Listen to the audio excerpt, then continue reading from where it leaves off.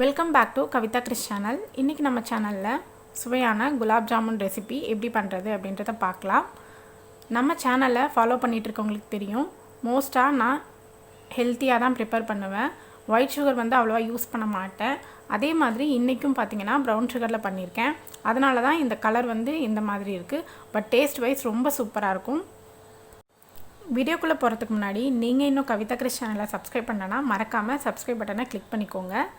வாங்க வீடியோக்குள்ளே போகலாம். ஒரு கப் அளவு நான் நாட்டு சக்கரை எடுத்திருக்கேன். இந்த கப் மெஷர் எவ்வளோ பண்ணும் அப்படின்னா 200 கிராம். அதே அளவு தண்ணி சேர்த்துருக்கேன்.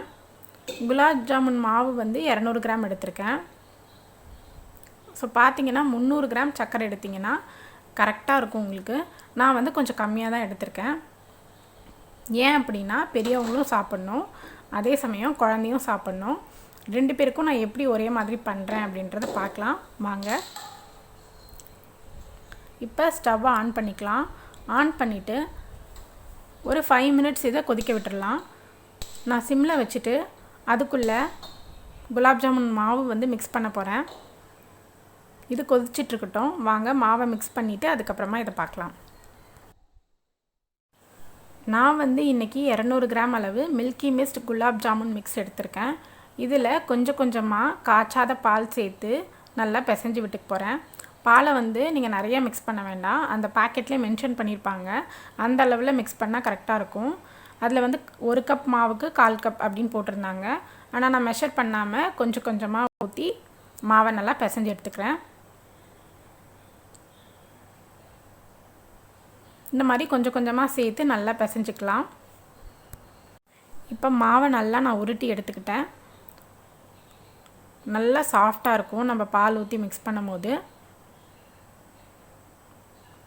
பாருங்கள் எவ்வளோ சாஃப்டாக இருக்குது அப்படின்றது தெரியும். இதை அப்படியே ஒரு 5 மினிட்ஸ் விட்டுடலாம். அதுக்குள்ளே நம்மளோட நாட்டு சக்கரை பாகு ரெடி ஆகிடுச்சா அப்படின்னு பார்க்கலாம். நாட்டு சக்கரையில் மண் இருந்ததுன்னா நீங்கள் பாகை கரைச்சிட்டு வடிகட்டிக்கோங்க. நான் எடுத்துருக்க நாட்டு சக்கரை நல்லா பியூராக இருக்கும், அதனால் நான் வடிகட்டலை.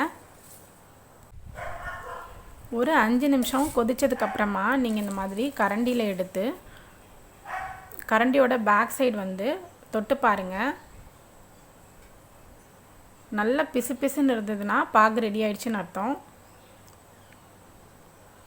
கம்பி பதம்லாம் வரக்கூடாது. ஜஸ்ட்டு கொஞ்சம் கொதிச்சுட்டு அதை தொட்டு பார்க்கும்போது பிசு பிசுன்னு கையில் ஒட்டணும். இந்த மாதிரி ஒரு நல்ல கொதிச்சா போதும். நல்லா பிசு பிசுப்பாக ஆயிடுச்சு அப்படின்னா நீங்கள் ஆஃப் பண்ணிடலாம். ஆஃப் பண்ணிவிட்டு இதில் நான் கொஞ்சமாக ஃப்ளேவருக்காக குங்குமப்பூ சேர்க்குறேன். கிருத்திக்கு ஏலக்காய் போட்டால் பிடிக்காது, அதனால் நான் ஏலக்காய் சேர்க்கலை. நீங்கள் வேணும்னா கொஞ்சமாக ஏலக்காவும் சேர்த்துக்கலாம். குங்குமப்பூவோட ஃப்ளேவர் ரொம்ப நல்லாயிருக்கும் குலாப் ஜாமுனுக்கு. ஒரு பிளேட் ஒன்று எடுத்திருக்கேன். அதே மாதிரி கொஞ்சமாக நெய் எடுத்திருக்கேன். நெய்யை இந்த மாதிரி உள்ளங்கையில் அப்ளை பண்ணிக்கோங்க. உங்களுக்கு எந்த சைஸில் தேவையோ அந்த சைஸில் உருட்டி எடுத்துக்கோங்க. உருண்டையில் கொஞ்சம் கூட வெடிப்பு இருக்கக்கூடாது. நல்லா மொழுன்னு உருட்டி எடுக்கணும். இந்த மாதிரி இந்த சைஸில் நான் இன்றைக்கி உருட்டி எடுத்துக்கிறேன். ஒரு உருண்டைக்குமே நீங்கள் கொஞ்சமாக நெய்யை கையில் அப்ளை பண்ணிவிட்டு உருட்டுங்க. அப்போ தான் உங்களுக்கு எந்த ஒரு வெடிப்பும் இல்லாமல் உருண்டை நல்லா ஸ்மூத்தாக கிடைக்கும்.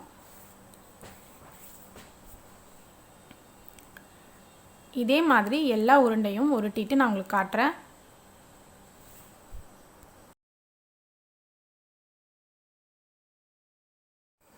இப்போ நான் எல்லா உருண்டையும் உருட்டி எடுத்துக்கிட்டேன்.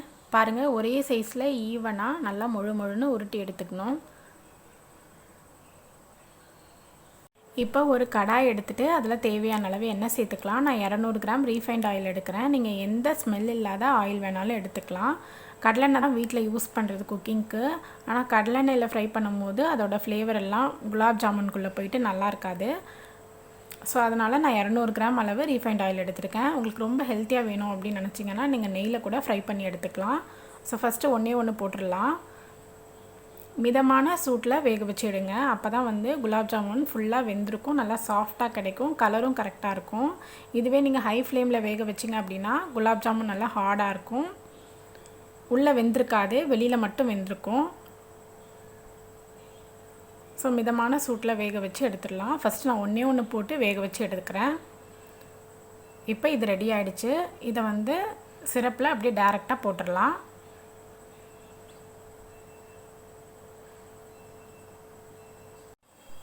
இப்போ நான் அடுத்த பேட்ச் போட்டு எடுத்துக்கிறேன். இந்த பேட்சை நம்ம வேக வச்சு டைரெக்டாக சிரப்பில் ஆட் பண்ணும்போது சிரப் ஃபுல்லாக அப்சார்ப் ஆகிக்கும்.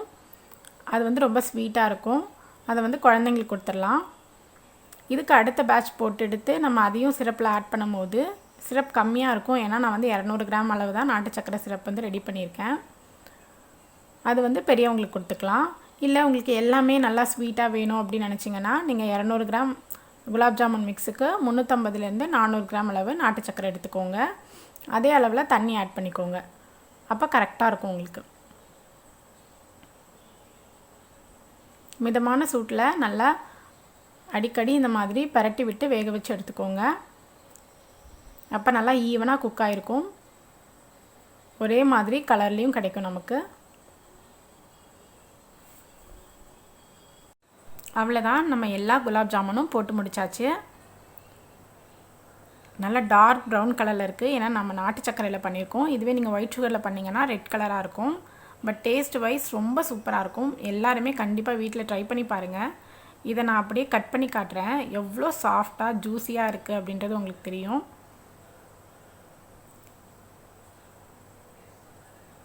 பாருங்கள் எவ்வளோ சாஃப்டாக இருக்குது. இதை வந்து நம்ம பெரியவங்களுக்கு கொடுக்கலாம். உள்ளுக்குள்ளே சுகர் சிரப் வந்து கம்ப்ளீட்டாக அப்சர்வ் ஆகலை. இது நம்ம ஃபஸ்ட்டு பேட்ச்சில் போட்டு எடுத்தது. இதையும் கட் பண்ணி காட்டுறேன். எவ்வளோ சாஃப்டாக இருக்குது. உள்ளே உள்ள கலரை பாருங்கள். இது வந்து குழந்தைங்களுக்கு கொடுக்கலாம். ஃபுல்லாக சுகர் வந்து அப்சர்வ் ஆகிருக்கு. ரொம்ப டேஸ்டான ஹெல்த்தியான டிஷ் இது. கண்டிப்பாக வீட்டில் ட்ரை பண்ணி பாருங்கள். இப்போ எல்லாருக்குமே ஒரு டவுட் இருக்கும். எல்லாமே ஒரே சிரப்பில் போட்டிருக்கோமே, குழந்தைங்களுக்கு பெரியவங்களுக்குன்னு எப்படி பிரித்து எடுக்கிறது அப்படின்ட்டு. இது பார்க்கும்போதே உங்களுக்கு தெரியும் கலர் டிஃப்ரென்ஸ் இருக்கும். ஸோ ரெட் கலராக இருக்கிறது பெரியவங்களுக்கு கொடுங்க. நல்ல டார்க் ப்ரௌனாக இருக்கிறத வந்து குழந்தைங்களுக்கு கொடுங்க. அதில் தான் ஸ்வீட் அதிகமாக இருக்கும். பெரியவங்க அப்படின்னு நான் சொல்கிறது உங்கள் வீட்டில் சுகர் பேஷண்ட் இருந்தாங்கன்னா அவங்களுக்காக. இல்லை எல்லாமே எங்களுக்கு ஸ்வீட்டாக தான் வேணும் அப்படின்னு நினச்சிங்கன்னா மேக்ஸிமம் 350 400 கிராமுக்குள்ளே எடுத்துக்கோங்க நாட்டு சர்க்கரையோட அளவு. அது வந்து உங்களுக்கு கரெக்டாக இருக்கும். அதுக்கு மேலே தேவைப்படாது. கண்டிப்பாக இதே அளவுகளோட உங்கள் வீட்டில் ட்ரை பண்ணி பார்த்துட்டு எப்படி இருந்தது அப்படின்ட்டு மறக்காமல் கமெண்ட் பண்ணுங்கள். இந்த வீடியோ உங்களுக்கு பிடிச்சிருந்ததுன்னா லைக் பண்ணுங்கள். கூடவே உங்களோட ஃப்ரெண்ட்ஸ்க்கும் ஃபேமிலிஸ்க்கும் மறக்காமல் ஷேர் பண்ணுங்கள்.